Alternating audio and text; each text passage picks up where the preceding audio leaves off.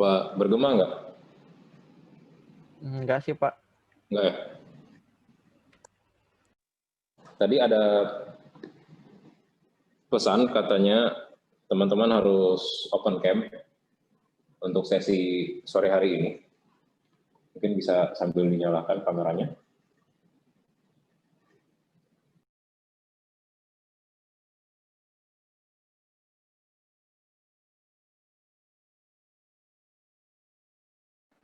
Kalau yang di luar gimana, Pak? Gimana? Sorry. Kalau yang lagi di luar, tablet yang lain apa gimana? Iya, tadi sih diminta untuk dinyalain kameranya. Sama Oh, yaudah sebentar. Tapi saya masih di jalan sih, sebentar ya. Halo Pak, Pak saya pakai PC nggak ada webnya, camnya gimana ya Pak? Pakai handphone? Oh ya udah, oke Pak, bentar ya Pak.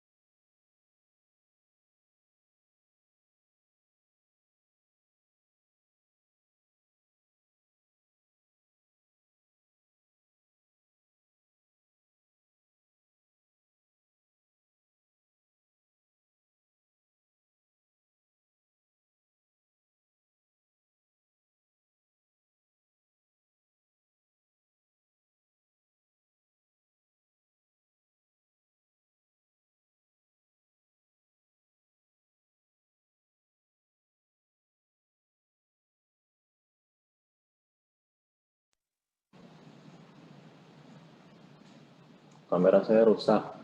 Saya nggak punya webcam. Mungkin yang nggak punya webcam bisa login double di handphone. Rumah saya mati lampu, Pak. Coba punya dinyalain dulu. Ganti HP. Oh ya.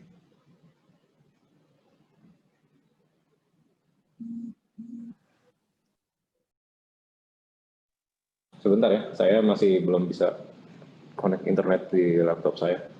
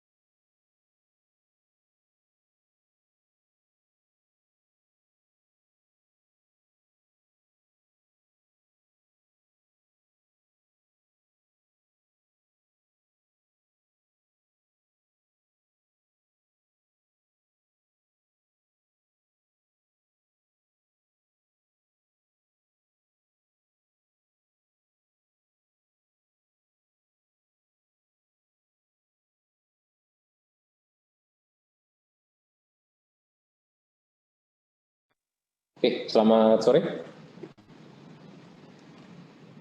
Saya sudah bisa terkoneksi dengan internet. Teman-teman sudah baca slide untuk pertemuan pada sore hari ini?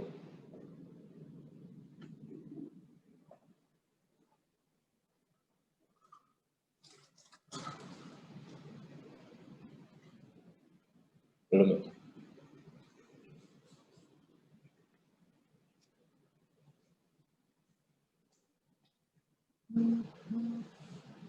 Belum ngerjain UTS, oke.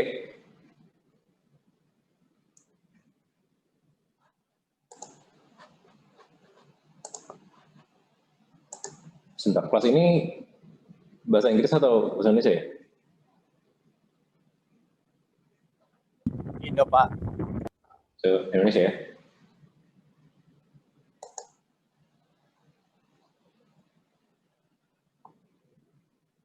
Inggris oke, Indonesia oke.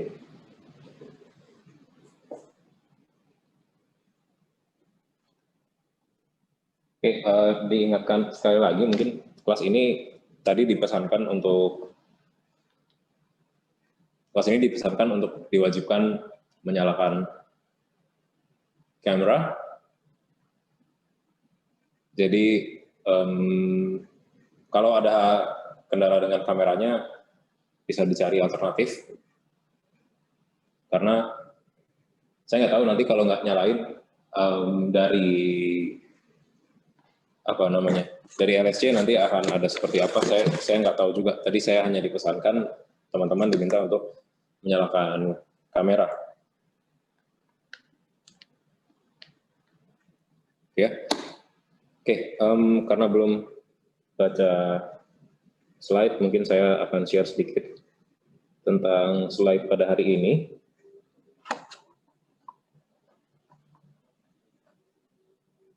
Oh, nih, sebentar Pak, lagi loading.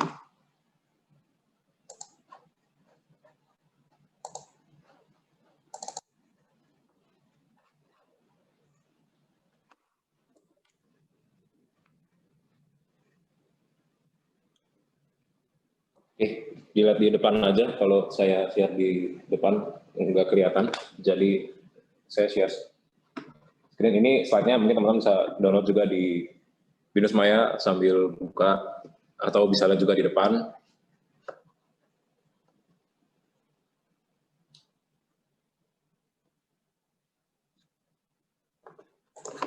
Ya, jadi yang dibahas pada hari ini adalah gameplay.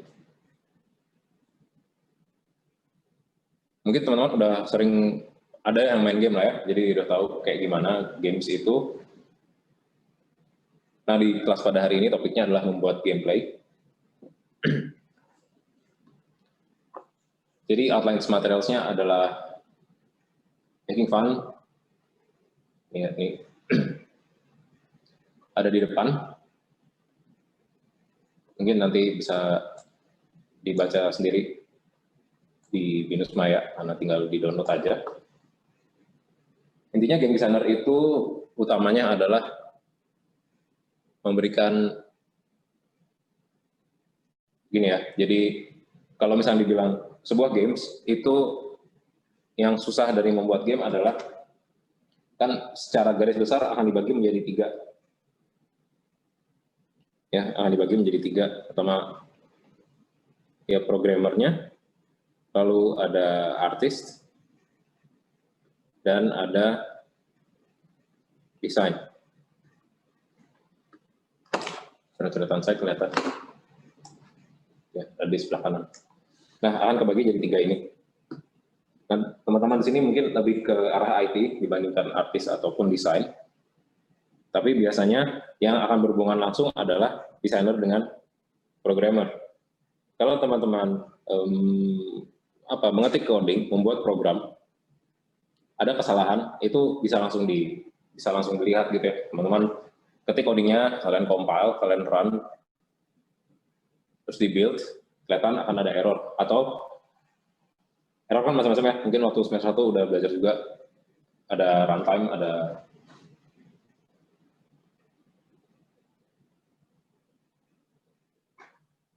macam-macam. Misalnya pas lagi mau dijalanin error, mas udah dijalanin hasilnya beda. artis desain.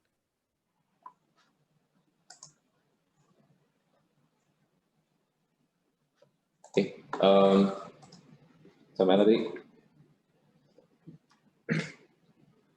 bisa juga misalnya udah jadi terus di unit testing untuk QA gitu ya. Tapi intinya setelah membuat produknya itu bisa langsung dites. Bisa langsung dites, terus tesnya kelihatan, oh ini ada error. Bahkan sebelum produknya itu jadi. Kalau artis, ini mungkin setelah produknya jadi, baru diminta revisi. Nah, kalau desain, ini tugasnya paling berat karena dia yang membuat gameplay. Jadi dia akan membuat sesuatu yang kemudian akan dikerjakan oleh programmer dan artis. Jadi setelah rilis,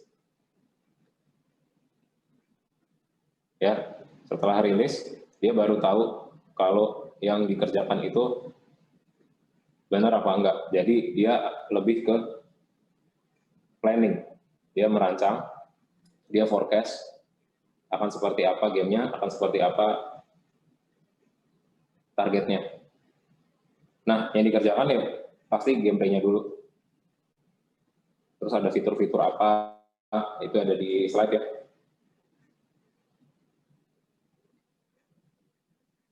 Nah, banyak juga yang kalau mungkin teman-teman sini anak IT nggak gitu ada masalah dengan as game designer ya, tapi banyak yang menjadikan saya game designer gitu. Padahal ini tugasnya adalah yang paling berat dan ini rancangannya banyak. Mungkin teman-teman kan udah ngerancang game juga untuk project, lebih berasa kan. Pertama di awal pasti bikin game design document, terus bikin timeline, ngerancang backlognya, akan apa aja task yang akan dikerjakan oleh teman-temannya, dan mungkin kamu sendiri karena double merangkap dari game designer dan game programmer juga, atau mungkin cari-cari aset. Ini ada pertanyaan apa? Pak, saya nggak ada kamera, Pak, laptopnya. Saya nggak ada kamera di PC. Iya, pakai HP, itu jadi jawab. Thank you, Pak Franklin. Pakai HP. Biasanya HP ada kameranya, mungkin kalian double login aja. Terus ya dicari solusinya gitu. Saya juga nggak tahu kalau kamu nggak ada kameranya harus gimana.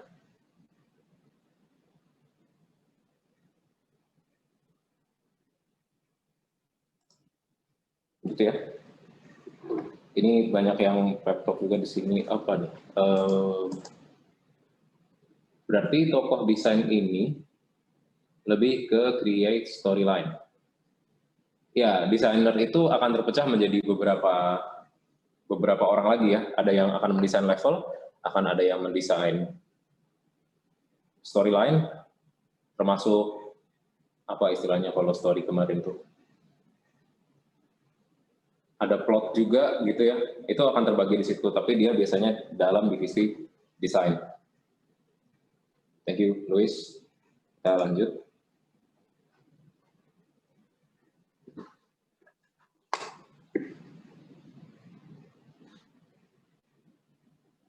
Apa nih? Saya masih di jalan dikit lagi naik motor. Saya sambil nyetir, Pak, nggak bisa buka kamera. Oke, tapi saya tidak punya wewenang apa-apa ya.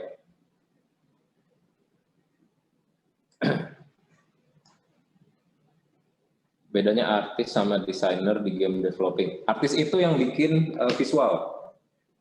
Ini kameranya ke sana ya ternyata. Nah, artis itu yang bikin visual. Jadi yang bikin UI, UX, yang bikin aset, yang bikin animasi itu artis. Kalau desain itu yang membuat desain. Jadi bedanya di situ. Kayak misalnya ada games apa ya, sambil yang umum gitu Mario Bros misalnya. Nah, Mario Bros itu yang membuat Mario Bros ada di sebelah kiri layar, lalu ada platformnya yang cenderung ke bawah layarnya, itu desainer. Terus yang membuat, oh Mario itu bisa jalan ke depan, tapi nggak bisa mundur. Mario bisa lompat, Mario bisa injak musuh lalu musuhnya mati. Mario kalau masuk ke jurang dia juga mati. Mario bisa lompat lalu kena bricknya pecah. Itu semua yang rancang desainer. Oh ini salah ya. Lebih hafal. Oke. Hey Luis. Thank you.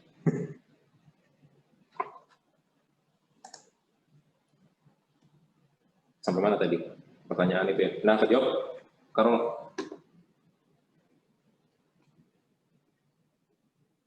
Oke. Lanjut, ini yang ada di depan. Jadi intinya, ya desainer itu yang akan merancang semua yang ada di dalam gamenya ya. Kegiatan-kegiatannya, mekanikal, mulai dari misi, mulai dari mekanik, sampai yang bikin misi, yang bikin level. Terus biasanya kalau games itu akan ada achievement. Itu semua yang rancang desainer. Jadi misalnya gini, saya bisa bikin slide baru.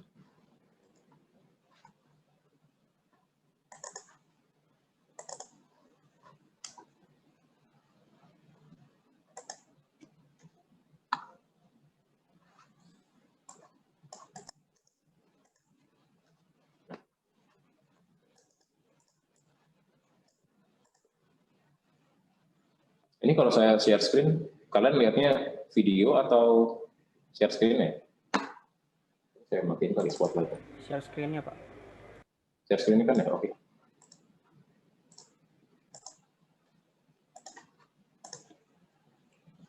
Dua-duanya. Ya sebenarnya bisa dua-duanya sih, cuman maksudnya pas yang default tuh munculnya apa gitu. Nah, mungkin lihatnya di layar aja.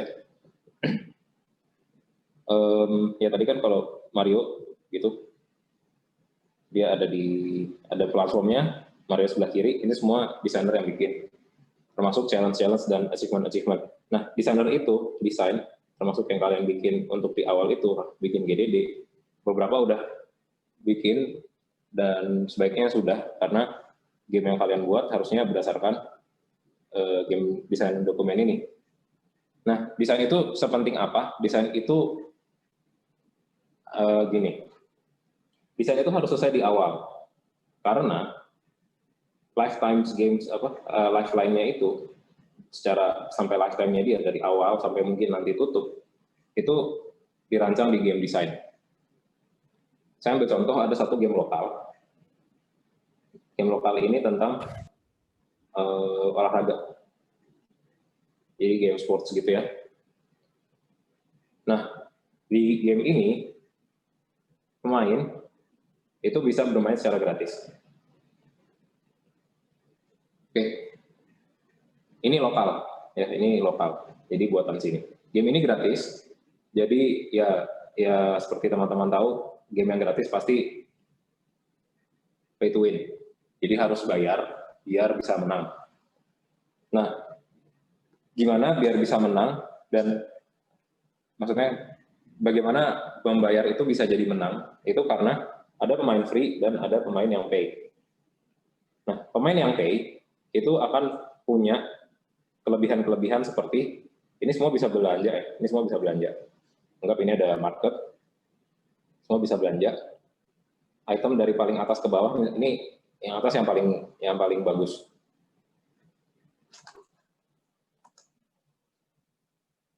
Item yang paling atas biasanya hanya bisa dibeli oleh pemain yang bayar. Oke, ini biasanya sudah dirancang di awal.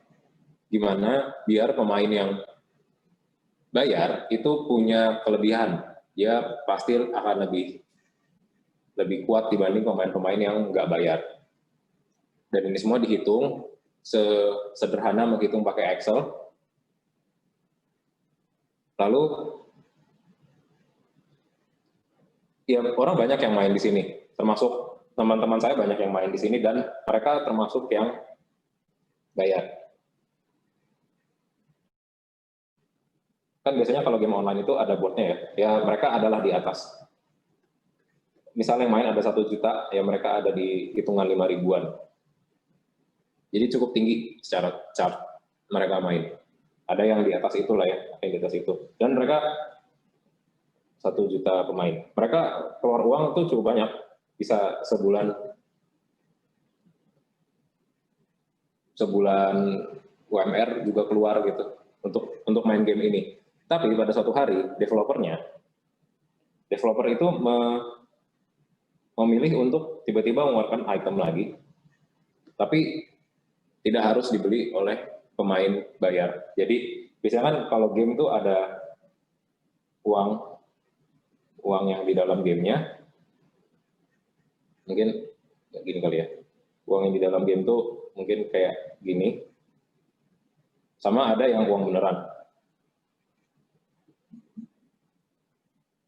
Nah, item yang biasanya dibeli sama pemain itu bisa di pemain bayar adalah item yang dibeli dengan uang sungguhan ya, real money. Yang item yang ini dibeli sama uang yang ada di game. Ini tiba-tiba dia keluar item yang bisa dibeli sama uang dari game. Orang-orang yang sudah mengeluarkan uang, ya investasi, istilahnya investasi gitu ya, mengeluarkan uang untuk main game biar mereka ada di puncak klasemen, merasa ini nggak adil ya buat mereka yang udah keluar uang, tapi mereka bisa dikalah sama pemain yang nggak bayar. Dari sisi ini balik lagi ke target pasar. Dari sisi pemain yang free itu akan suka dengan hal yang seperti ini, karena mereka merasa mereka bermain, mereka mengeluarkan waktu untuk, ya mereka menyempatkan untuk bermain, bahkan bukan menyempatkan ya, tapi kayak hal lain yang disempatkan. Jadi utamanya di hidup mereka tuh mereka main game ini. Jadi uang di gamesnya banyak. Tapi di sisi pemain yang invest, yang keluar uang, itu yang spender itu enggak. Ya mereka udah keluar uang, mereka mau di atas dong. Harusnya yang polos-polos ini enggak ada di atas. Akhirnya setelah merasa tidak adil, banyak pemain-pemain yang bayar ini terus nggak main lagi. Ini game designer, ini tugasnya game designer merancang ini. Nah, item-item ini itu keluarnya kan tidak langsung ya. Mungkin kalau teman-teman pernah main game apa ya sekarang, Mobile Legends gitu ya, pasti ada hero baru. Nah, hero baru itu bukan berarti mereka tiba-tiba kepikiran kayak keluarin hero yang ini deh di sini gitu, atau main Dota gitu ya, keluarin hero ini deh sekarang. Mereka biasanya sudah merancang dan item-itemnya pun udah dirancang. Yang lifeline tadi ini ya. Jadi di tahun pertama misalnya, di tahun pertama mereka akan mengeluarkan item apa aja, hero apa aja gitu-gitu, karakter apa aja. Terus di tahun kedua misalnya ada special occasion apa, misalnya Black Friday atau Halloween, dia akan keluarin item apa di situ dan seterusnya. Nah, item-item yang dirancang di sini pun itu dirancang oleh game designer. Nah, seperti yang tadi dibilang, programmer errornya langsung kelihatan setelah codingnya diketik atau setelah di running. Ada bug juga kelihatan gitu ya. Artis setelah produknya jadi, mereka revisi. Nah, kalau game design ya kayak gini, game-nya udah jalan, produknya udah jalan, brandingnya udah oke, tiba-tiba ada hal yang kayak gini, yang mana pemain spender ini akhirnya keluar, terus ya gamenya jadi sepi. Dan kalau misalnya melihat data gitu ya, saya nggak buka data ininya, tapi berdasarkan data yang di Indonesia itu yang bayar main game itu cuma sedikit banget. Paling kalau pakai pie chart ya pie chartnya segitu. Jadi dengan mereka spendernya keluar dari game, ya udah mereka tambah sepi lagi gitu ya. Itu tantangannya game designer. Indeksnya gimana?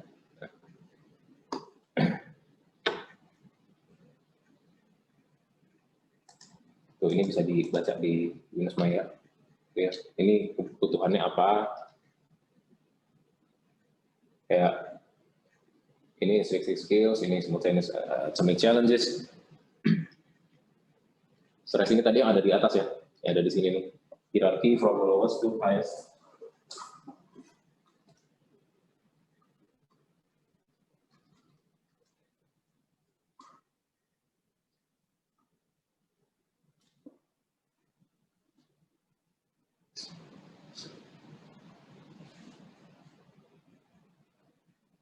Jadi kalau bikin games itu, ini mungkin lebih ke games yang besar ya. Jadi challenge-challenge-nya pertama yang kecil-kecil dulu. Ini di bawah tuh dijelasin ya. Simultaneous Atomic Challenge. Kalau pernah main atau pernah dengar Mega Man, itu dia modelnya gitu. Atau ya Mario ya. Mario juga modelnya gitu. Jadi Atomic Challenges tuh benar-benar nggak ada, bisa nggak dibilang nggak challenge, tapi ini kan ada di kiri layar. Dari sini kelihatan loh, main harus jalan kemana. Gitu. Dia akan coba beberapa tombol yang ada di kontrolernya dia, terus dia akan coba jalan ke kanan. Terus akan mencoba yang lain. Kalau ada break misalnya, dia akan coba lompat. Terus ada musuh, dia akan coba untuk overcome musuhnya dengan gimana gitu. Karena kalau kena, pasti dia mati. Tapi dia bisa lompat. Ternyata kalau lompatnya terlalu cepat, lalu nggak sengaja kena, malah bisa ngalahin enemy-nya itu. Terus habis itu baru yang lain-lain. Jadi ada kamera, tai. Iya. Gimana?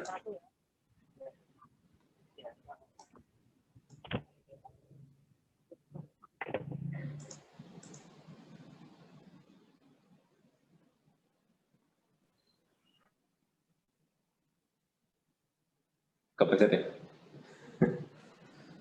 kayaknya kepencet.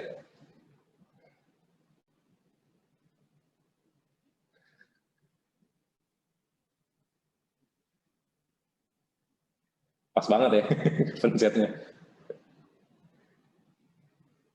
Oke, ya ini ada di slide, teman-teman bisa baca sendiri. Ada specific skills, ada stress. Mungkin kalau teman udah baca, kita bisa diskusi juga nih di sini. Tapi dibaca aja, nggak apa-apa. Ini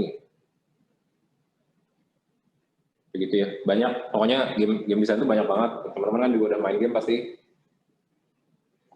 Yang sesimpel, lanjut Pak, ya nih saya lanjutin. Yang sesimpel, ya mungkin game-game casual kayak Candy Crush mungkin. Game paman-paman itu ya. Dulu waktu saya masih kuliah, saya ngelihat game-game kayak gitu, kan game ada target pasarnya ya. Baik lagi ntar teman-teman, pasti di sini waktu bikin GDD juga ada target pasar. Target pasar itu penting banget. Kayak sesimpel gini, saya dulu waktu kuliah lihat Candy Crush tuh kayak, ini game apa sih, game gini doang gitu. Kayak nggak keren, nggak asik, nggak seru, nggak menantang gitu ya.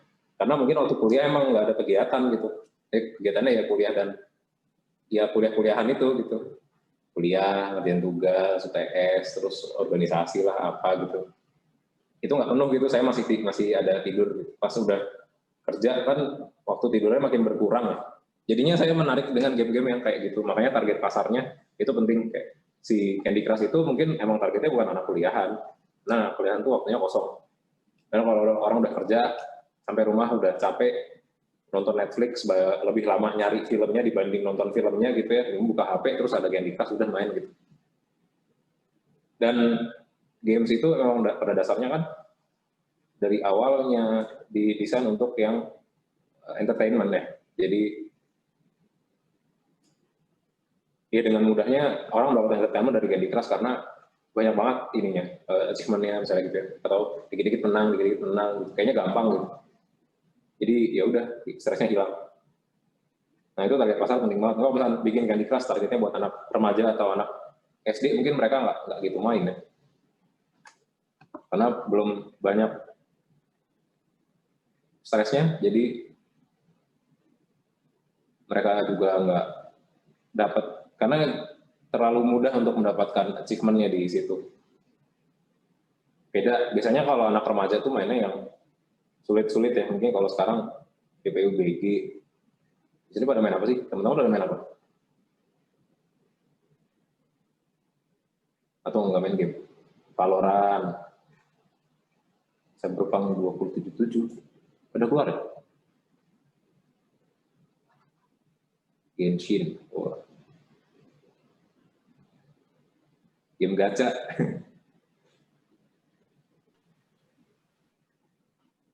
Ini Among Us menarik ya. Dia sebenarnya kan bukan cuma ya.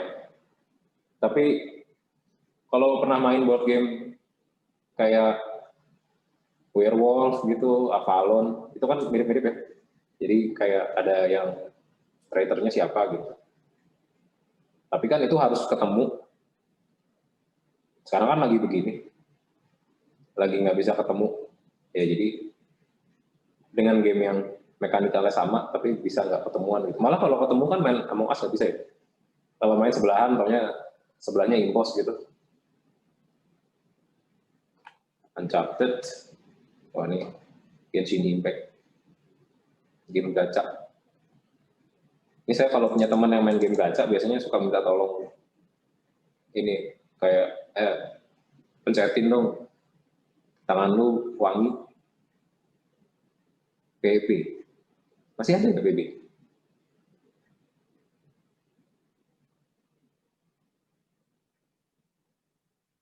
FH4, COC, berkebun. Berkebun nih beneran berkebun. Nggak main game Pak, nggak apa. Capsa. Ini games atau ketemu orang? Tetris, Onet. Ada yang main Onet. Zuma. Oh, jarang nih usia sini main Zuma. Biasanya main Zuma. FIFA, PES, Lemonade Tycoon. Masih ada ya? Saya nggak tahu sih. Itu kayaknya game zaman saya kecil. Berdoa kepada gacha god. Ya kalau udah main gacha tuh bukan cuma berdoa ke Tuhannya masing-masing ya, tapi ke Tuhan temennya juga, Tuhan yang mungkin yang lain gitu. Cuci tangan, ada aja lah gerakan-gerakan superstisial juga dipakai. Padahal mungkin di sini malah sebenarnya gini loh. Ini ada gimana ya? Ini view gitu. Terus model gitu. Ini ada controllernya. Nah, waktu sampai di controller tuh, teman-teman udah belajar ya MVC? Udah belajar belum sih MVC? Udah lah ya, tau lah ya MVC. Jadi kan kalau game kan ada back end, ada front end, misalnya gitu ya. Nah, si hasil gacha kalian tuh sebenarnya udah predestined gitu loh. Karena kalian mau geraknya kayak apa tuh, dapatnya ya itu gitu. Kalian mau joget-joget dulu, mau minta temen gitu. Sebenarnya udah ada, ini udah ada nih, cuman belum sampai aja view-nya, masih di controller. Jadi dia nunggu modelnya ditekan gitu, baru minta temen lah gacha naik 40%. Feeding frenzy masih apa nih masih? Tadi yang masih apa ya? PB. Death Stranding, wah, jadi GoFood. Dulu waktu di sini mungkin kalau main Death Stranding atau yang pernah lihat gambar-gambarnya di internet, dulu waktu lihat Death Stranding. Jadi kalau yang nggak tahu Death Stranding itu adalah ceritanya gini, dunia tuh lagi pandemi, ya kurang lebih kayak sekarang lah ya, tapi itu jadi game-nya sebelum pandemi. Game pandemi, terus ada satu orang yang tugasnya adalah jadi kurir, ngirim-ngirim barang, itu pasnya gede-gede banget. Dulu waktu ini ngapain, gini ngirim-ngirim barang, jadi GoFood, gitu. Emang begini ya, pas pandemi ternyata beneran, kita pesan barang, kurir datang, main jadi gosen, Point Blank, NBA, FIFA, PES, banyak ini pada main game semua nih ya. Pak, game gacha itu udah di setting designer, udah. udah disetting. Segini, siapa namanya tadi, Candy Crush, yang muncul next-nya apa, itu juga udah disetting. Atau teman-teman pernah nggak pernah lah ya, di sini nggak ada. Dia pernah lihat kali ya, kasino, main slot gitu, kan? Itu tuh udah predestined semua. Jadi kita tarik, itu masukin koin, kita tarik, itu udah ada. Munculnya akan berapa habis itu. Terus main Candy Crush, kan ada 5 tuh ya, saya lihat di layar aja nih. Misalnya ada gini nih, terus di sini buah-buah apa gitu, ini segitiga, ini kotak, ini bulat lagi gitu. Ini kan nggak bisa kan, ini geser ke sini nggak kena, geser ke sini nggak kena. Atau ini bulat deh, ini saya ganti ya. Kok gitu. Nah, ini bulat lagi, ini yang kotak. Ini kan kalau saya geser, ini hilang kan. Nah, sebenarnya tuh di sini udah ada. Di atas ini tuh udah ada yang akan muncul apa. Jadi, nah itu munculnya berdasarkan apa? Baik lagi, game itu kan entertainment. Entertainment itu orang akan membayar lebih kan untuk entertainment, kayak teman-teman Netflix, main games, itu semua kan entertain. Dan biasanya bisa lebih banyak orang spend uang dibanding, karena orang nggak mau banding-bandingin. Beda sama misalnya teman-teman mau beli laptop gitu, kelihatan misalnya saya mau belinya yang i5 sama yang i7, udah jelas akan beli yang mana gitu, karena bisa jadi tim mendang-mending gitu ya, mending ini mending itu gitu. Kalau entertainment enggak, gue sukanya yang itu, gue mau beli yang itu gitu. Jadi orang tetap akan spend uang mau gimana pun juga gitu, karena subjektif. Nah kalau orang udah main Candy Crush, itu mau menang, terus game yang misalnya susah, mereka akan beli power ups gitu. Nah, yang akan muncul next-nya, itu tergantung teman-teman berapa banyak spend uang juga. Coba deh, misalnya lagi iseng gitu, keluarin uang untuk main games yang simple ya, kayak Candy Crush gitu. Habis keluar uang pasti terasa kayak, kalian coba pakai timer gitu, pakai timer. Kalau nggak bayar itu berapa, satu level, kalau bayar itu jadi berapa. Lebih cepat gitu. Dan ya biasanya emang gitu sih, karena semuanya udah dirancang udah settingan ya. Ya kayak yang apa namanya di sosial media tuh kan juga orang-orang itu kan semua settingan ya. Yang di foto begitu, yang di belakangnya enggak. Game of Sultan. Game of Sultan tuh ya iklannya banyak tuh. Catur online. Ya iyalah, gacha udah disetting. Ini banyak juga yang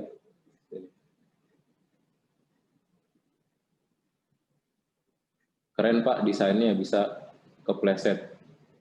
Death Stranding. Nah gimana? Jenis simulator ini yang tadi ya.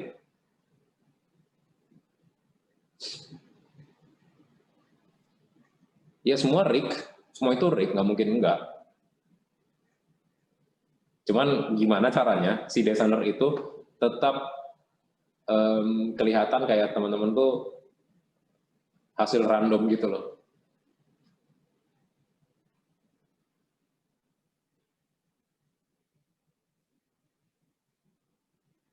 Nah, ini ya, tadi udah dibahas.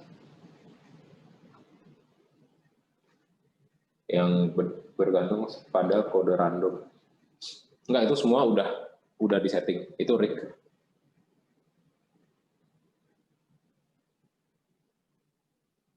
Ya, rate yang disetting, betul. Jadi tetap random, tapi random kemana, tapi tetap pas udah muncul. Jadi gini, coba lihat di layar, tadi kan ada LTC ya. Nah, waktu di controller tuh udah tahu apa yang akan muncul gitu. Makanya kalau main Candy Crush tuh teman-teman bisa skip kan. Pas udah selesai, terus dia yang jalannya otomatis itu teman-teman bisa skip karena komputer tuh udah tahu abis itu ngapain. Cuman karena nggak ada kan, terus nggak ada move dari pemain kan. SSR 0,03. Atau kalau misalnya pun nggak rig, hitungannya tuh agak impossible, kayak Pokemon. Yang waktu nangkap Pokemon, bukan Pokemon Go, tapi ya Pokemon yang di Nintendo, ya waktu lempar Pokeball, itu charge-nya berapa, itu ada hitungannya. Dan itu rumusnya panjang, mungkin kalau cari di Google tuh ada tuh. Rumusnya tuh 2 baris gitu, kalau lihat di wiki. Main game e-sport malah makin stres Pak, nggak ke entertain. Nah iya, ini kan target pasar nih. Main e-sport malah stres. Sebenarnya kalau saya pribadi, saya main e-sport nggak stres. Cuman, bukan stres ke gamenya, tapi saya stres ke orang-orangnya. Suka dikata-katain tuh. Emang kenapa? Gitu. Terus ngatanya suka nggak jelas gitu kan. Bukan nggak suka dikatain sih, tapi capek gitu. Kayak, kenapa sih? Kalah kenapa? Gitu. Ya jadinya jadi stres juga. Gitu. Mainnya nyantai, jangan kebawa emosi. Gitu. Ya mungkin kita bisa nggak kebawa emosi, cuman kan belum tentu semua orang. Nggak bisa bro, nggak tahu. langsung dibahas ya. Balik ke cewek, latihan, aduh. Udah habis 100 juta, dapatnya apa semua. Nah, curhat nih.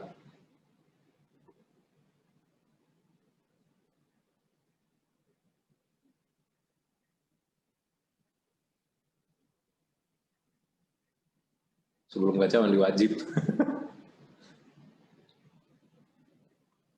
Iya, citranya nggak jelas kadang-kadang. Ada banyak banget Valorant. Ini banyak banget message. Saya kayak ini ya, live stream.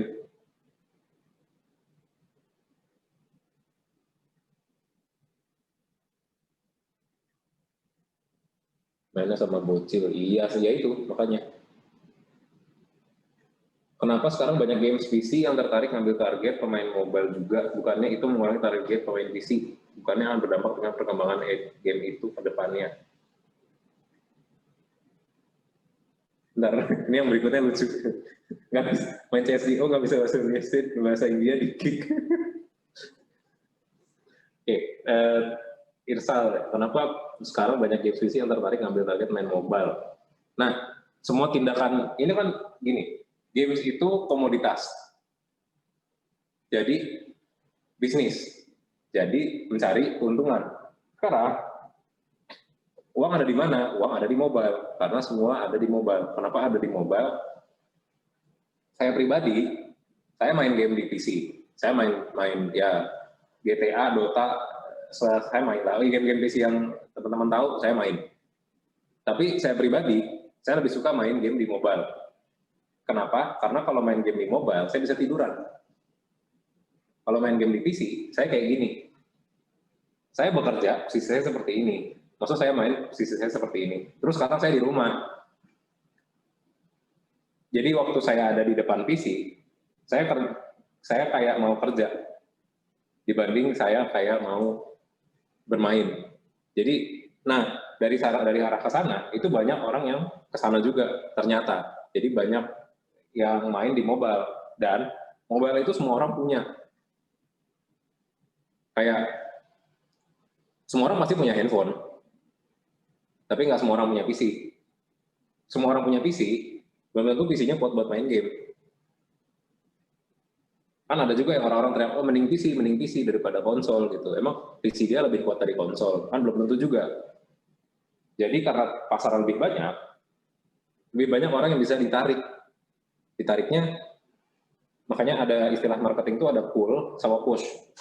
Nah, game-game yang sekarang itu banyak pakai marketing yang push. Jadi orang iklanin terus, ya mau nggak mau orang kayak namanya ditayangin terus gitu ya, diiklanin terus. Namanya ayo cobain deh gitu. Iklan 1 gagal, iklan 2 gagal, iklan 3 gagal. Iklan ke 100, ya udah deh gue cobain misalnya gitu. Terus atau hype misalnya ada di sosial media gitu. Kalau di PC kan nggak bisa buka sosial media kan. Sosial media kan kebanyakan di HP. Terus memang banyak yang mengontrol biar ke HP gitu ya.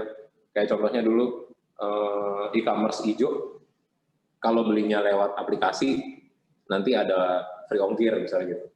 Jadi orang akan belanjanya lewat handphone. Itu nge-push orang biar, itu kan free ongkir kan berarti perusahaan yang bayar. Nah itu marketing push, itu nge-push orang biar ngapain gitu. Biasanya kalau di Jepang tuh kebalik, kalau di Jepang tuh biasanya full. Jadi mereka akan cari benda yang paling murah dulu untuk mereka develop, kayak contohnya Doraemon gitu. Mereka kan IP-nya adalah si Doraemon itu. Nah Doraemon itu kan IP. Nah IP-nya tuh ditaruh di mana yang paling murah? Paling murah komik. Mereka bikin komik dulu, habis bikin komik baru bikin yang lain. Apa yang lebih setelah mereka untung nih gitu. Mereka mau kemana? Karena Jepang tuh kayak pakai duit sendiri gitu. Mereka punya duit misalnya 1 juta gitu. Mereka mau ngapain dengan 1 juta itu? Mereka bisa bikinnya manga. Setelah bikin manga, baru mereka bikin anime. Setelah bikin anime, baru mereka bikin games gitu. Karena biayanya naik kan. Mereka nggak nge-push, tapi mereka narik. Beda sama Korea. Korea tuh bikin dulu IP sama. Nah, IP-nya di kemana? Itu mereka cari yang pasar duitnya besar. Nah, gimana cara mereka dapat uang untuk nge-push itu? Ya mereka cari investor. Makanya banyak utang. Makanya kalau misalnya teman-teman lihat di Korea, utangnya gede, itu utangnya gede banget. Emang live stream, nggak maksud gue live stream yang game gitu. Kayaknya ngambil target pasar. Pakai laptop bisa tiduran, Pak. Gimana pakai laptop tiduran? Gimana pakai laptop tiduran? Kan ini laptop nih, tidurannya gimana? Gue nggak bayang. Oke, lanjut. Kalau cloud gaming, gimana Pak? Kayak Stadia, xCloud, kan bisa bikin bayar HP, main game AAA, cuma di konsol. Nah itu belum tahu tuh, kalau saya belum tahu arahnya, dan saya nggak punya datanya juga, jadi saya nggak bisa ngomong kalau cloud gaming itu kayak gimana. Kalau saya cloud gamingnya tahu, nyoba udah, cuman datanya saya nggak tahu berapa banyak orang yang main, gimana retensinya, karena kan interaksi juga harus kenceng kan untuk streaming itu. Kayak contoh di sini saya misalnya ini kan kita pakai Zoom nih, terus saya setel video, pasti teman-teman nge-lag gitu. Kalau misalnya mungkin main gamenya yang nggak action, main adventure mungkin masih bisa, tapi kalau misalnya action, gitu deh. Satu tim sama India dan Filipina auto shutdown PC. Laptopnya miringin, oh begini ya? Begini maksudnya.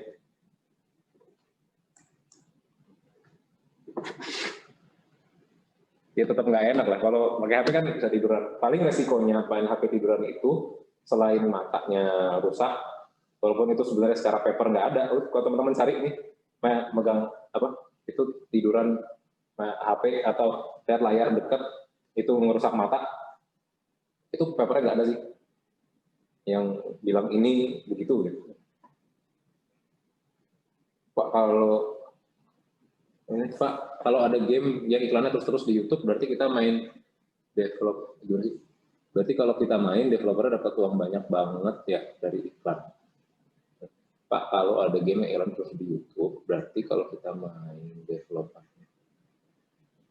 Oh, berarti kalau kita main, developernya dapat uang banyak banget dari iklan.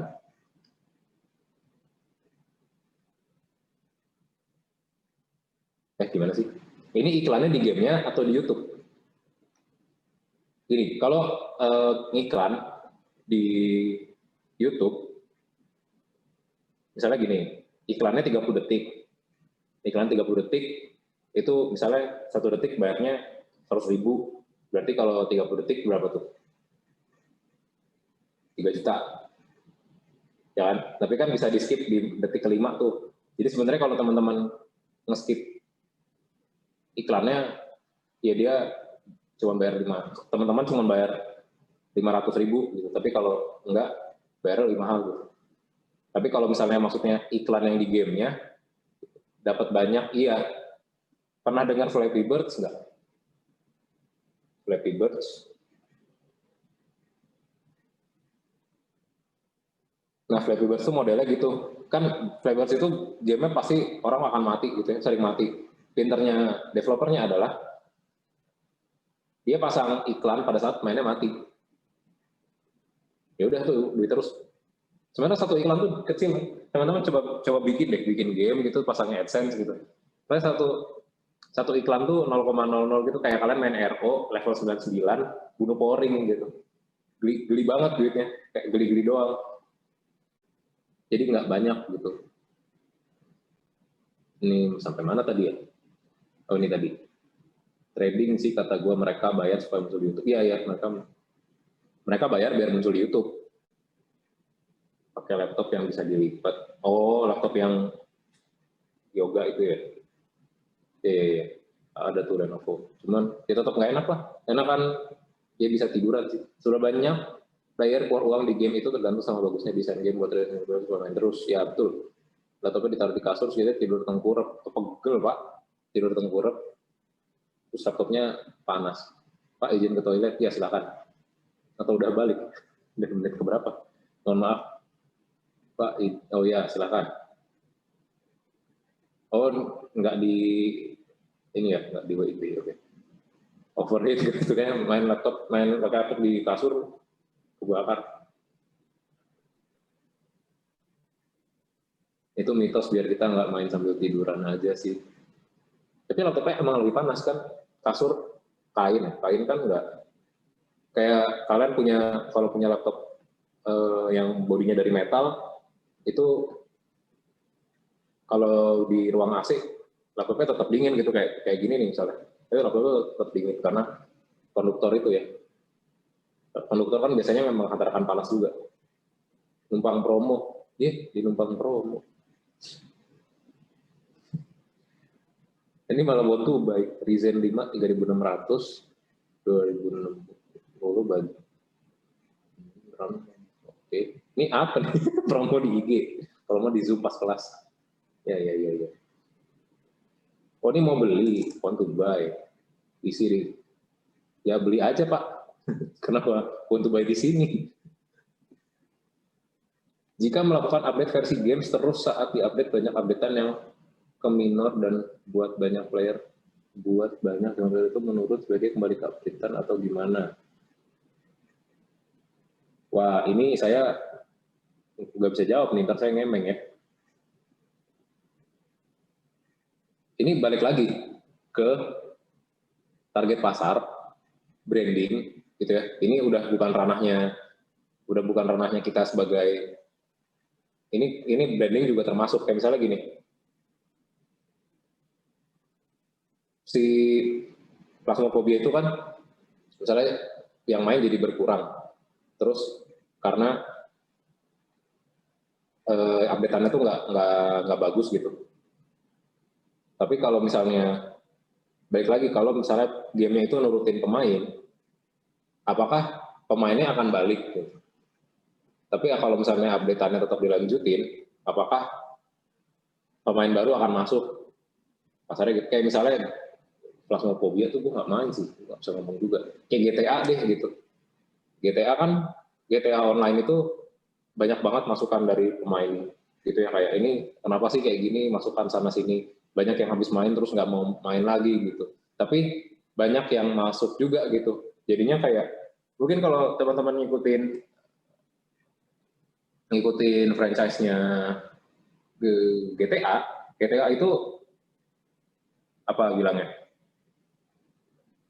di PS2 itu ada 3 GTA yang terbit jadi PS2 itu ada GTA 3, GTA Vice City, sama GTA San Andreas. Jadi dalam satu PlayStation ada 3 GTA. Kebalikannya GTA 5. Dalam satu GTA 5 ada 3 konsol yang tercakup. PS3, PS4, PS5. Itu semuanya GTA 5 dan PC. Karena mereka ngerasa brandingnya lebih ke sana gitu. Jadinya walaupun orang tetap ngasih meme ngatain untuk si siapa namanya tadi GTA itu, tapi tetap aja mereka ke sana gitu. Jadi ini balik lagi ke target dan branding dan marketing. Pak, kenapa game A rata-rata jarang iklan gamenya? Maksudnya kayak iklan di YouTube Ads gitu. Ya, ini sama kayak yang tadi jawabannya. Soalnya gini, biasanya game AAA itu yang main kan beneran gamers. Gamers itu akan update dengan gamesnya. Mereka akan cari games apa. Mereka tuh aktif mencari, bukan mereka nggak butuh ditawarin gitu. Kayak mungkin teman-teman kalau misalnya ke toko apa ya, teman-teman tahu sih, tadi ada PC gitu, kalian ke toko komputer gitu, kadang nggak disamperin kan sama yang jaga. Kalian udah tahu mau beli apa gitu, atau kira-kira akan ngapain gitu. Ya karena itu. Sama kayak mobil mahal tuh biasanya nggak ada iklan di TV karena mereka nggak butuh ditarik untuk main gitu. Mereka akan cari barang itu. Nah ini udah dijawab. Karena AAA orang-orang pasti kenal. Tapi ada juga single zone biasanya jarang. Terus biasanya mereka itu iklannya lebih ke, mereka marketingnya adalah lebih ke competition, terus acara-acara gede kayak TGS, mereka lebih ke sana karena isinya gamers.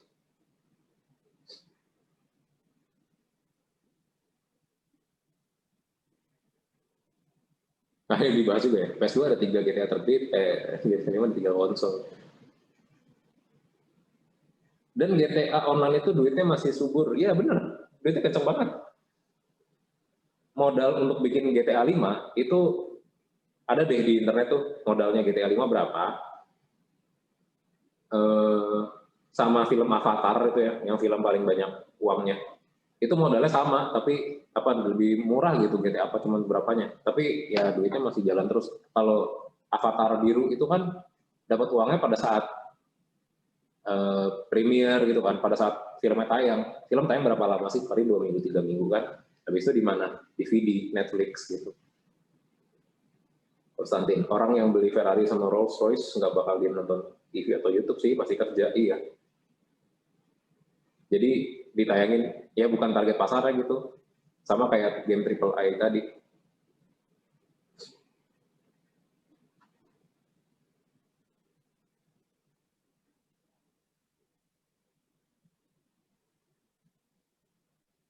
Jadinya mereka nggak akan iklan, bukan nggak akan ya. Kayak buang uang gitu loh, mereka targetnya kan nggak ke sana. Jadi kalau mereka pasang iklan di sana, ROI-nya kecil.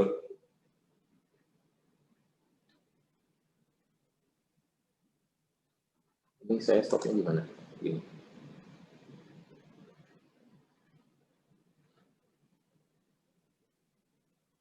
Coba.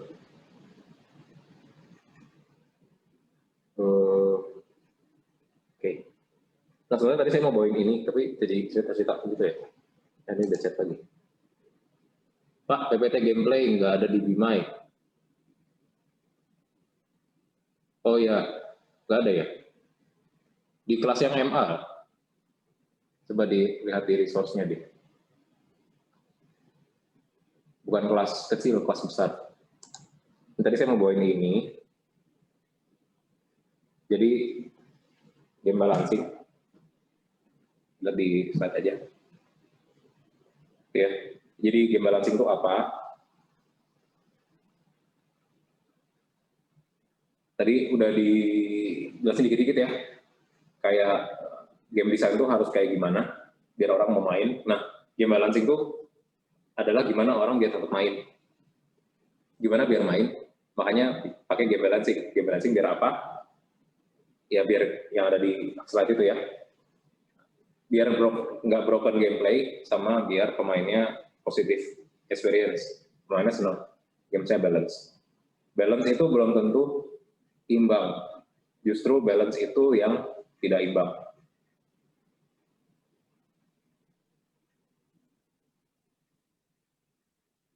Ini tadi saya sudah jelasin juga, ada game lokal, olahraga gitu ya.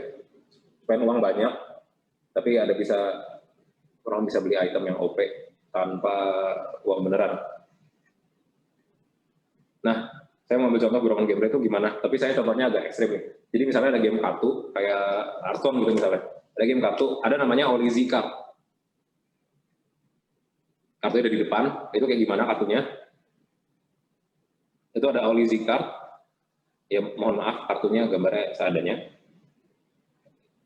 Apa yang terjadi jika kalian menggunakan kartu ini gitu ya? Kalian akan memenangkan permainan dan kalian butuh 0 mana. Jadi kalau kalian punya kartu ini deck kalian keluarin udah menang selesai. Kira-kira apa yang terjadi kalau ada kartu kayak gini?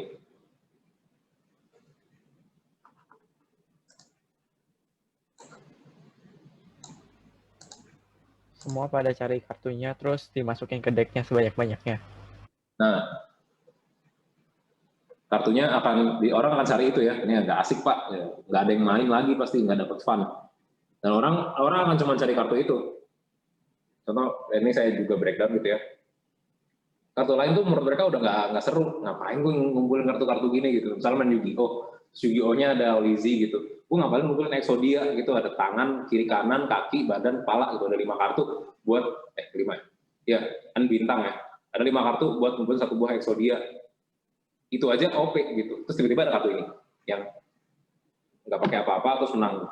Itu udah pasti orang tuh udah nggak mau ngapain gitu. Sama kalian bikin game. Item-item yang kalian punya, yang kalian rancang untuk pemain-pemain itu nggak bisa langsung bikin pemainnya menang gitu. Karena kartu ini pasti jadi jawabannya gitu. Ya udah.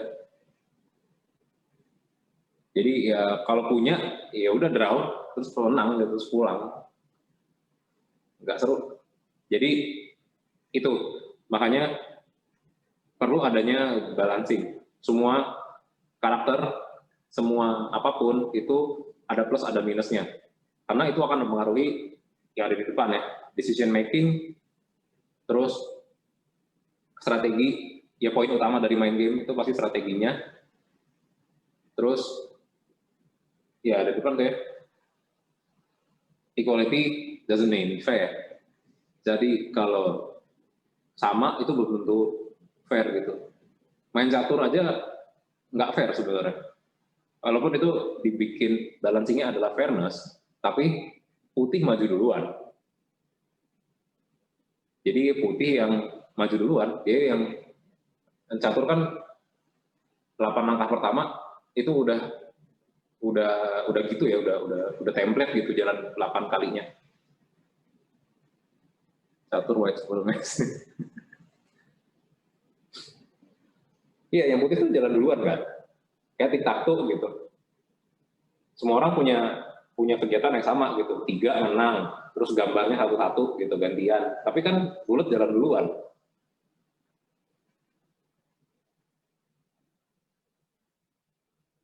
Sepuluh ya.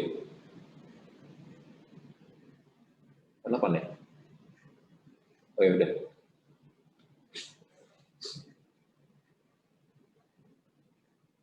Ya gitu. Jadi mendingan sekalian dibikin nggak apa namanya, dibikin sekalian nggak equal gitu, karena itu strateginya kayak main apa CS gitu, ada yang jadi counter teroris, ada yang jadi teroris bisa masang bom di 2 tempat gitu, counternya ya mengcounter itu senjatanya beda, objektifnya beda gitu. Dan mungkin lebih enak jadi dari teror ya, karena ya dia bisa pasang bom dan dia tinggal ngemper gitu istilahnya. Tapi itu katanya begitu. Ini apa lagi? Nerf abis. Oh, Queen. Kebayang lah tidak masa udah dimainin Nerf Queen-nya gitu.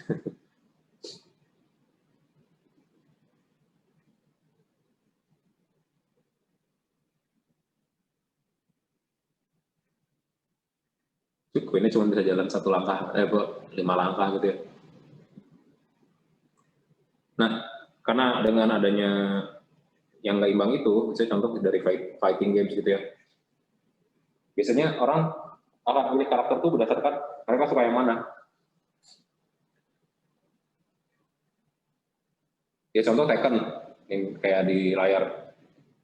Mungkin secara power pukulan gitu, gua nggak hafal sih.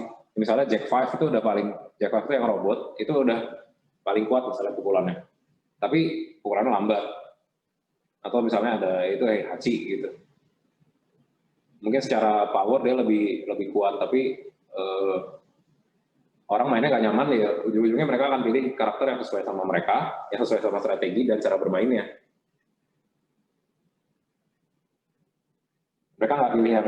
paling kuat, walaupun banyak juga ya Lars main mojok ya.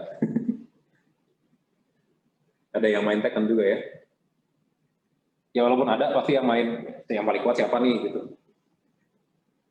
Tapi pasti ada yang milih lebih cocok yang mana. Kayak main Mobile Legends lah, tetap masih ada yang pakai Layla gitu. Walaupun apa istilahnya di depan tuh remeh banget gitu kan. Tekken 6 tuh PS3 kali. Tekken 6 PS3 nggak sih? Enggak ya? Lupa. Tekken 5 PS2 kan? Udah lama banget. PSP, oh. Oke, nah, next balancing point. Jadi ada power curve. Power curve tuh gini.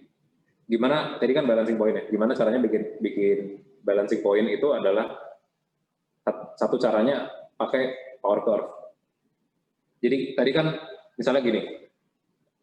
Mau bikin kartu atau kalian misalnya kan endless running ya, misalnya punya apa attack gitu dengan misalnya ada skillnya misalnya tambah 1 HP dengan 1 mana atau 1 attack dengan 1 mana. Jadi dengan begitu kalian bisa tahu ininya bisa tahu apa sih istilahnya balancingnya itu di mana. Kayak ada yang nonton MotoGP nggak di sini? MotoGP ada yang nonton jam berapa sih? MotoGP ada yang nonton? Ada, oh banyak. Oke, nah sistem poin di MotoGP itu kalian bisa jadiin juga kayak, oke, ini balancingnya di situ. Paling balance, yang paling, bukan paling balance ya, paling fair, paling enak itu, bukan paling enak, paling fair itu poinnya ada di, dia bilangnya nggak fair ya, impas. Paling impas itu ada di posisi 8. Posisi 8 di finish akan mendapatkan 8 poin. Jadi istilahnya satu race itu 8 poin. Bisa dibilang gitu ya, satu race itu 8 poin. Kalian mundur 1 posisi akan hilang 1 poin. Jadi kalau kalian finish di posisi 9, poinnya 7. Kalau posisi 10, poinnya 6. Itu seterusnya. Sampai poinnya 0, habis 0 ya 0 semua gitu ya. Berarti kalau misalnya kan 8 tambah 8 posisi 16. Posisi 16 itu masih dapat 1 poin. Posisi 15 itu masih dapat 1 poin. Di bawah itu udah nggak dapat. Nah, juara 1 itu nilainya adalah 3 race, gampangnya gitu. Jadi 1 race itu nilai 8 poin. Kalau naik 1 level, kalian finish di posisi 7, itu dapatnya 9. Naik lagi, dapatnya eksponennya. Eksponen sampai nggak sampai y asymptot, tapi curve-nya adalah posisi 1 itu equals dia ikut 3 race posisi 8 gitu. Karena poinnya 24. Nah, itu power curve bisa ikut dari situ. Jadi bentuknya tuh nanti kurvanya kayak tan, tahu kurva tan, bentuknya kayak gitu. Jadi eksponen ke atas. Jadi yang bawah datar, terus nanti bisa eksponen. Nah, itu kayak gitu, kayak kalau di depan tuh kayak how much attack per mana, itu kayak misalnya 1 mana 1 damage. Itu nanti bisa dihitung 1 mana 1 damage. Nanti kalau misalnya mau bikin yang 2 damage berarti 2 mana. Tapi kalau mau bikin yang berapa damage itu berapa mana. Nah, ini balik lagi sama hitung-hitungan teman-teman. Misalnya gini, targetnya mau seperti apa? Contoh, mau datar kayak tadi, 1 mana sama dengan 1 attack. Kebalik, 1 attack sama dengan 1 mana. Terus kalau mau 2 damage berarti belinya 2. Kalau misalnya mau 3 berarti ya berarti 3 mana. Tapi bisa dibalancing lagi pakai slot. Misalnya 1 mana bukan untuk 1 damage, tapi untuk 1 speed gitu. Jadi sepatu yang nambah speed 1, itu harganya 1 mana. Tapi karena teman-teman cuma bisa beli 1 sepatu, speed yang 2 harganya nggak 2, harganya 5. Nah, itu ada kuantifikasinya, gimana sepatu yang speednya nambah 2, itu bisa seharga 5, karena cuma bisa 1 slot. Jadi satu slot itu nilainya berapa poin, itu dihitung juga. Kayak gitu. Terus misalnya mau yang berapa, yang speednya nambah 10, mungkin mananya berapa banyak gitu. Dan satu mana bisa misalnya mananya itu bukan mana yang didapatkan gitu ya, tapi misalnya pakai in-app purchase. Kalian pakai uang beneran buat beli mana gitu. Itu ada ekonominya lagi.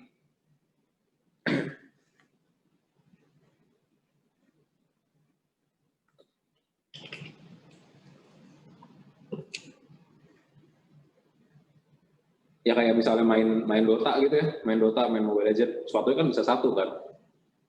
Kalau beli dua, ya dulu ada sih yang waktu zaman-zaman baru main tuh ya, Dota 1, zaman-zaman saya SMP, mungkin iya SMP. Dota 1 keluar, terus kayak ada yang beli sepatu 2 gitu, kan beli sepatu 2, kakinya kiri kanan gitu. Padahal kan konsepnya nggak gitu ya. Mungkin di sini ada yang waktu belajar Dota, beli sepatunya 2 karena kakinya 2 gitu ya. Ya kalau misalnya Iyo kan nggak ada kakinya ya, berarti nggak beli sepatu, kan enggak. Nah, game tuh ML ada yang beli sepatu 6. Ada ya. Maksudnya emang beli sepatunya 6. Mungkin sepatu yang nggak cuma speed kali.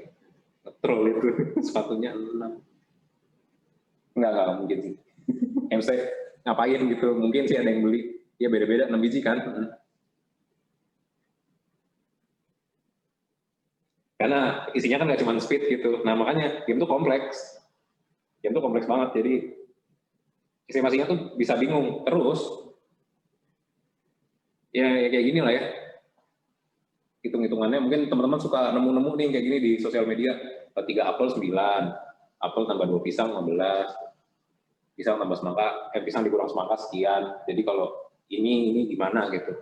Ini kan game balance juga. Maksudnya game balance tuh idenya ya awalnya dari sini. Jadi 1 poin tuh bisa ngapain.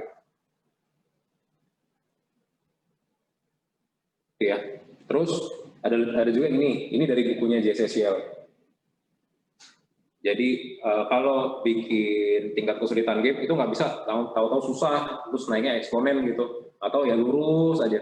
Jadi level 1 musuhnya 1, level 2 musuhnya 2, level 3 musuhnya 3 gitu terus. Tapi kalau level 100 ya musuhnya 100. Nah itu harus pakai curve. Jadi misalnya level 1 musuhnya langsung 2, tapi level 2 musuhnya masih 2. Kenapa level 1 lebih susah dari level 2? Karena waktu level 1 teman-teman sambil belajar tombolnya apa. Belajar tombolnya apa, itu udah challenge sendiri yang tadi atomic challenge. Nah, dari challenge itu berarti kan banyak dikuantifikasi, misalnya challenge ini berapa, level 2 lawannya masih sama 2 musuh, tapi teman-teman udah tahu tombolnya dipencet apa. Karena tekan tombol ini ngapain, tekan tombol ini ngapain, tingkat kesulitannya jadi lebih mudah. Nah, masuk level 3, musuhnya jadi double, bisa jadi 4. Nah, tapi habis level 3 selesai, teman-teman bisa upgrade senjata. Bisa upgrade senjata, musuhnya masih 4. Tapi awalnya attack teman-teman tuh 1. Jadi musuhnya bisa mati dengan 4 kali pukul gitu.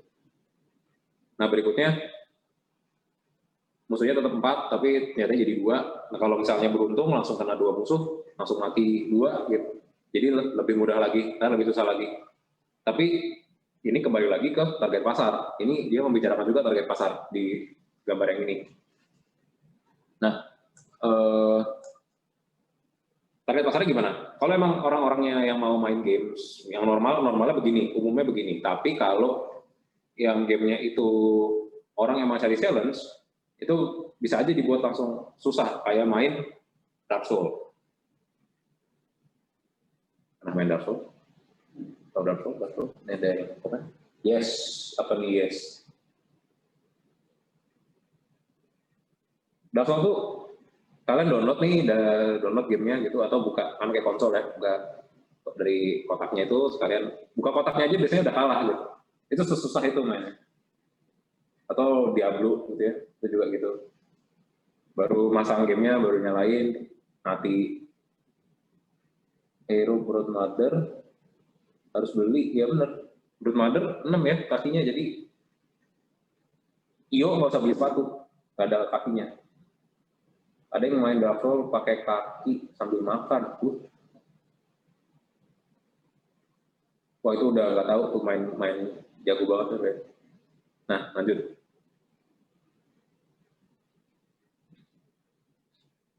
Kayak ini contoh tadi ya. Ada karakter selection, ada metanya gimana. Jadi kan semua strategi ya. Teman-teman mau mainnya kayak gimana gitu. Tapi strategi yang pasti dari main game-game kayak gini adalah pilihlah strategi untuk late game. Kalau saya sih gitu ya. Pak itu game apa? ML. Ini Mobile Legends ya. Mobile Legends. Nah si Mobile Legends ini kan ada itemnya banyak tuh ratusan, hero juga banyak. Terus sementara mainnya gimana? Itu kan terserah strateginya gimana kan. Misalnya ada meta-metanya itu yang ada di depan. Saya mau lebih ke arah yang begini, saya mau jadi begitu. Saya mau ini siapa Nana, saya mau jadi inteng misalnya gitu. Legend. Farming simulator. Yang kanan atas Dota, iya yang kanan atas Dota.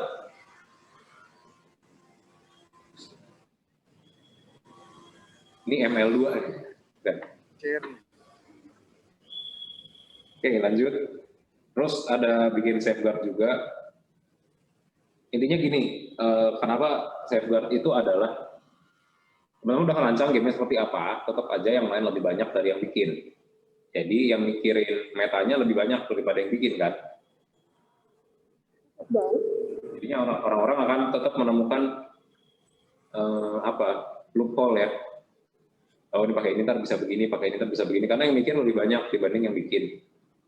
Walaupun waktu bikin biasanya itu pakai automation. Jadi nggak manual gitu ya kayak ngisi TTS bisa pakai AI kan. Itu biasanya udah pakai automation. Nanti tinggal di tweak gimana gitu. Tapi karena yang main itu tetap lebih banyak, jadi sebelah. Enggak apa-apa, emang susah. Kaki aku kependekan. Mana? Lucu enggak nyiksa dia.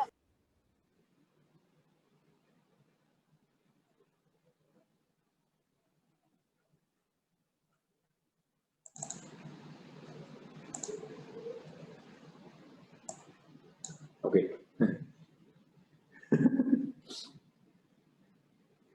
Buset deh, ngapain?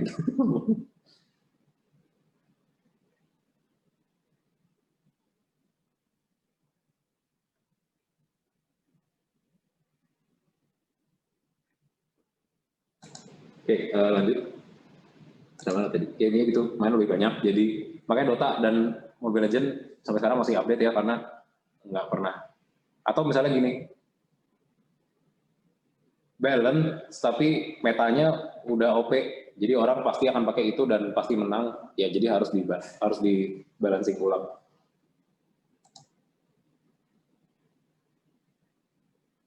Ini komentarnya sudah mulai tidak nyambung, Ibu Bapak mungkin.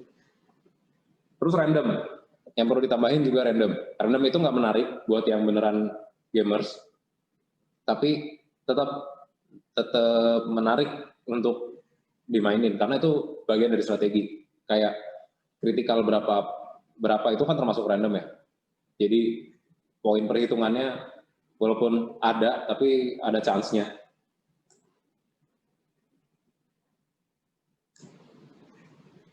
Nah, randomness ini bikin orang yang nggak begitu skillful tetap mau main.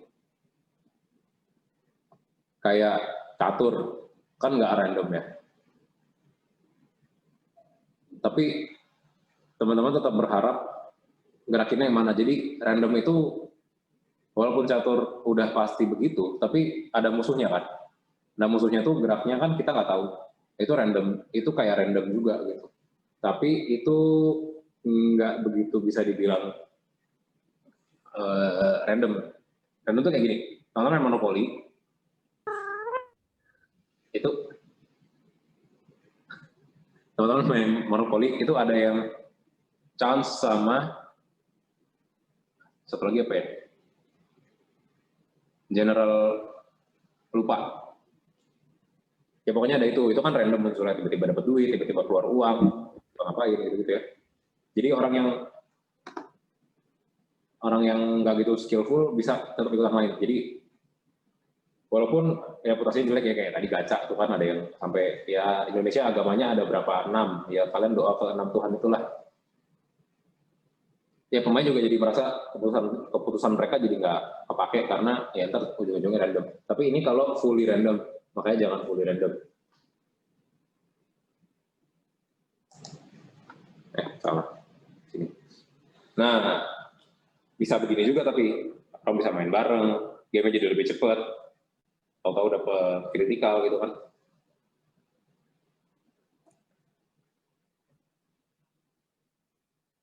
Itu Rock Paper Scissors juga ya, main sweet, kayak main catur gitu kan. Ya sebenarnya itu aja, ada 3, catur ya gitu aja.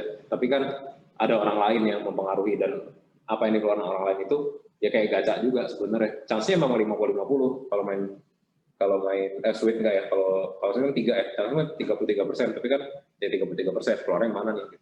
Teman-teman jadi ngeluarin yang mana?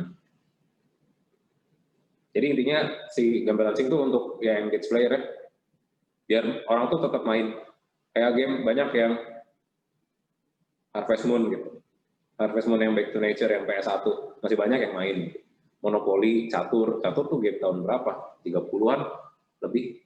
Masih banyak yang main gitu. Ya engage player ya. Biar orang tuh main terus. Kalau sekarang mungkin kita real aja.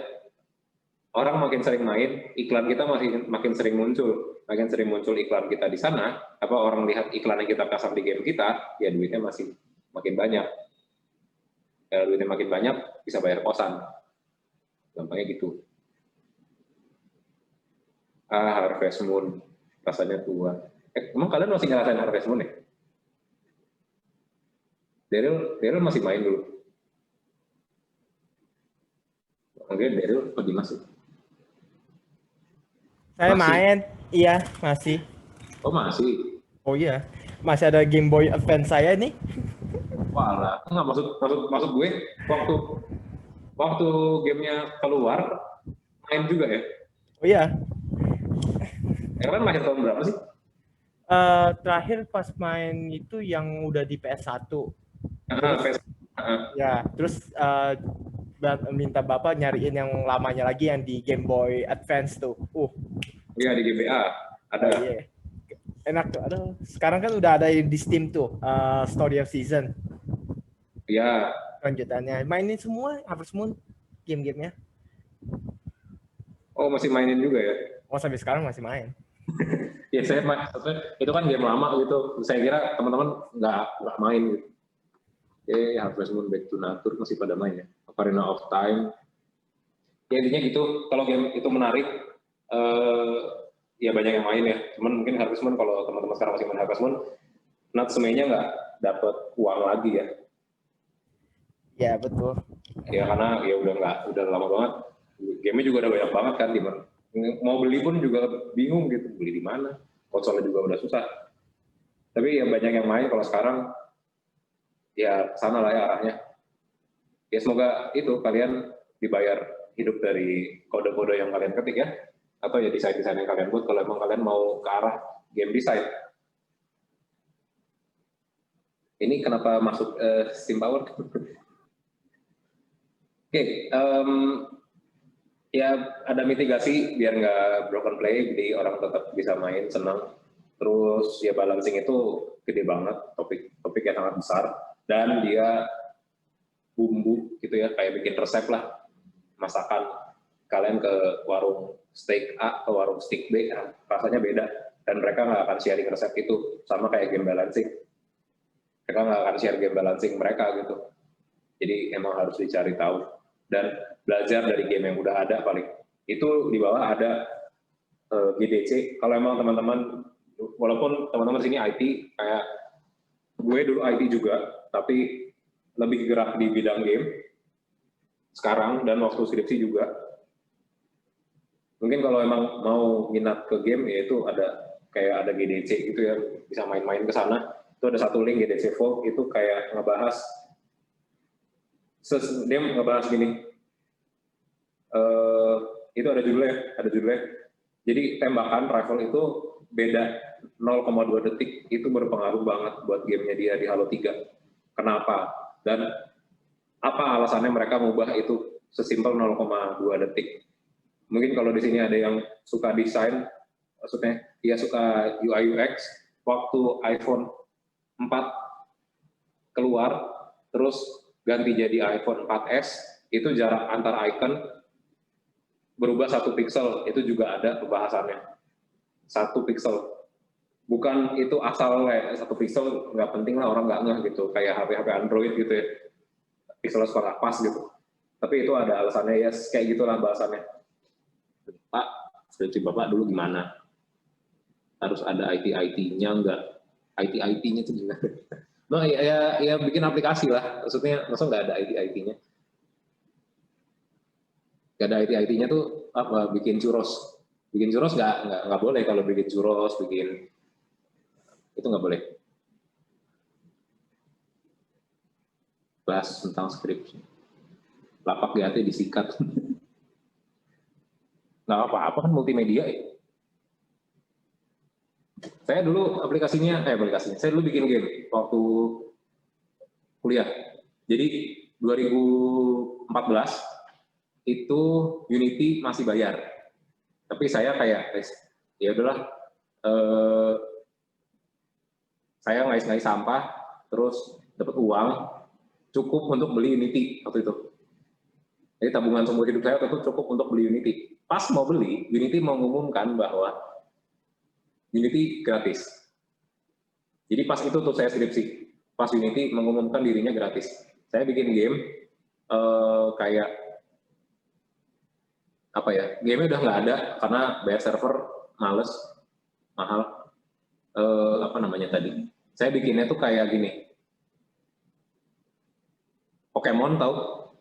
Ya kayak gitulah. Jadi saya bikin Tamagotchi gitu ya, tapi nggak ada tamagonya, jadi nggak ada telur. Jadi tahu-tahu punya hewan itu hewan lokal, hewan sini. Ya kita melihara hewan itu, terus kita bisa battle sama hewan orang lain. Gitu. Jadi multiplayer waktu itu. Itu skripsi saya itu. Lagi untung belum beli, lumayan loh. Waktu itu harganya berapa? 100-an dolar, 100 dolar, kayak 100 atau 200 dolar gitu. Pokoknya mahal banget deh. Pak, ini nggak apa-apa skripsian? Iya, nggak apa-apa harusnya. Beneran ada hitungannya pakai AI atau game aja? Ada hitungannya.